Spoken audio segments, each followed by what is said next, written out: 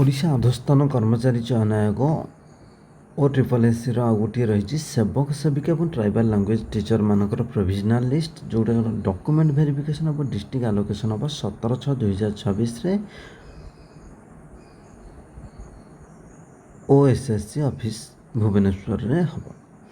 ଏଥିରେ ଯେଉଁ ପୋଷ୍ଟ ରହିଛି ସେବକ ସେବିକା ଏବଂ ଟ୍ରାଇବାଲ୍ ଲାଙ୍ଗୁଏଜ୍ ଟିଚର, ସେମାନଙ୍କର ଡିଷ୍ଟ୍ରିକ୍ଟ ଆଲୋକେସନ୍ ରହିବ ଏବଂ ଏଥିରେ କିଛି ଏକ୍ସଟ୍ରା କ୍ୟାଣ୍ଡିଡେଟ୍ ମାନଙ୍କୁ ନିଆଯାଇଛି। ଯଦି ର୍ୟାଙ୍କ ଯେଉଁମାନେ ଅଧିକ ବା ଉପରେ ଥିବା ର୍ୟାଙ୍କର ପିଲାମାନେ ଯଦି ଆଟେଣ୍ଡ ନ କରନ୍ତି ବା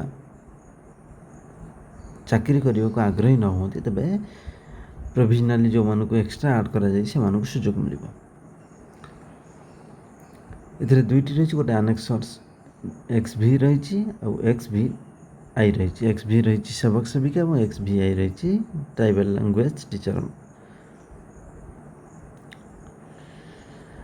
ଆପଣ ନିଜର ଇଣ୍ଟିମେସନ୍ ଲେଟରଟିକୁ ଡାଉନଲୋଡ଼୍ କରିକି ନେବେ, ଓରିଜିନାଲ୍ ଫଟୋ କପି ଅଫ୍ ଆଧାର ନେବେ, ଭୋଟର ID କାର୍ଡ଼ ନେବେ, ଏନି ଗଭର୍ଣ୍ଣମେଣ୍ଟ ଆଇଡେଣ୍ଟି ପ୍ରୁଫ୍ ଯାହା ଦରକାର ଏବଂ ଏଜୁକେସନାଲ୍ ସାର୍ଟିଫିକେଟ୍ ମାର୍କସିଟ୍ ନେବେ। ଯଦି ଆପଣ ଏଥିରେ ପର୍ସନାଲ୍ ଆଟେଣ୍ଡ ନ କରିପାରୁଛନ୍ତି, ତେବେ ଆପଣଙ୍କର ଅଥରାଇଜ୍ ପର୍ସନକୁ ମଧ୍ୟ ଆପଣ ସେଣ୍ଡ କରିପାରିବେ। ଯଦି ଡିଷ୍ଟ୍ରିକ୍ଟ ଆଲୋକେସନ୍ ବା ରିକ୍ରୁଟମେଣ୍ଟ ପ୍ରୋସେସ୍ରେ ଆପଣ ଭାଗ ନେଲେ ତାହେଲେ ଆଗକୁ ଆପଣ କୌଣସି ଆଉ କ୍ଲେମ୍ କରିପାରିବେ ନାହିଁ ବା ଦାବି କରିପାରିବେ ନାହିଁ।